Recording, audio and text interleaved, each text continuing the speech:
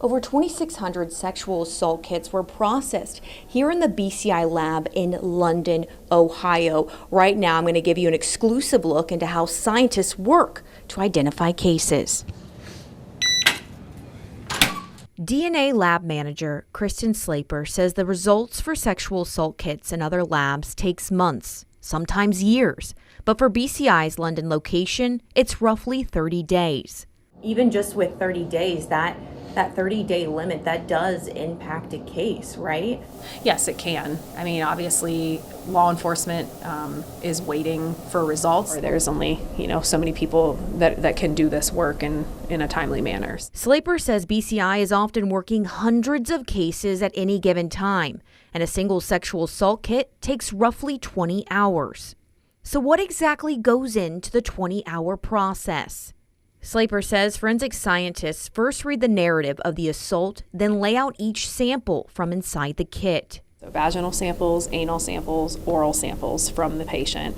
There's envelopes and swabs to collect any skin stain swabs or any areas where a patient may have been licked, kissed, bitten. There's also a comb to comb the pubic hair area and collect maybe possibly any stray hairs. The samples include paper bags, envelopes, tampons, or fabrics collected from the patient at the time of the assault. This diagram breaks down the process. After scientists catalog what's inside the kit, Slayer says they start body fluid testing in the extraction process, which is essentially getting the DNA off of the swab or the piece of fabric. Here, you can see scientists working to retrieve DNA from a victim's underwear. So they have chemicals that they apply to the samples to determine if there's a potential body fluid. Most prevalent is going to be they're trying to identify if semen is there or not, or maybe saliva, maybe blood, depending on the situation.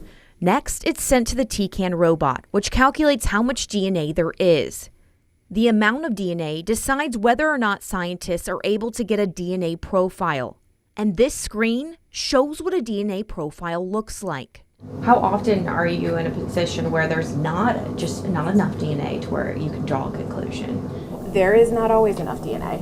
Unfortunately, you do run into that situation. Hallie Dreyer says it's called the Gene Mapper software, and the lab uses it to communicate the DNA profile findings to police. We're able to look at this information to see, yes, I have a usable profile. I can tell that this is a female profile. BCI uploads the DNA profile into the CODIS database, and the profile is matched against DNA collected from crime scenes and felony offenders.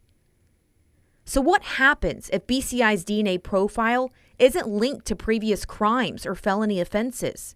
The profile would then sit in CODIS, waiting for a match. You'd be surprised at how many cases you can link up this way. We do know that oftentimes offenders will not commit only one crime.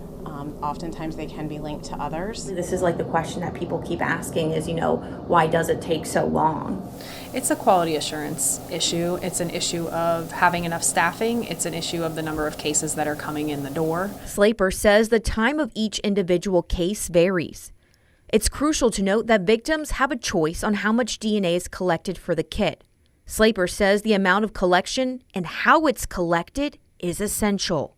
When we train nurses, I in particular will tell the nurses, we can't do our job, we can't do DNA testing if you don't collect the samples. And that's not to put any pressure, but that's to say your job is important in this line of, bringing justice to a victim who's been sexually assaulted. Although the sexual assault kits are a detailed process in the lab, there's a lot of questions surrounding the time of completion. What would you say is the biggest misconception about this process? Probably that you can do it in 8 hours like CSI